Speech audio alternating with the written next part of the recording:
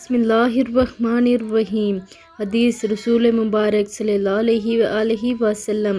ایک آدمی رسولullah صلی اللہ علیہ وآلہ وسلم کی خدمت میں حاضر ہوا اور اس نے آپ صلی اللہ علیہ وآلہ وسلم سے سب سے افضل کام کے بارے میں پوچھا تو آپ صلی اللہ علیہ وآلہ وسلم نے ارشاد فرمایا کہ سب سے افضل عمل نماز ہے۔ اس نے عرض کیا اس کے بعد کون سا؟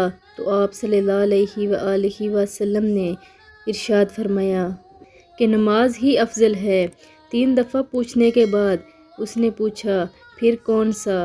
تو آپ صلی اللہ علیہ وآلہ وسلم نے ارشاد فرمایا کہ اللہ کی راہ میں جہاد کرنا، یعنی سب سے افضل نماز ہے۔ اور اس کے بعد اللہ تعالیٰ کے رسول نے فرمایا کہ اس کے بعد جہاد کرنا ہے۔ اگر ویڈیو پسند آئے تو لائک، شیئر اور سبسکرائب کر دیں۔ جزاک اللہ خیر۔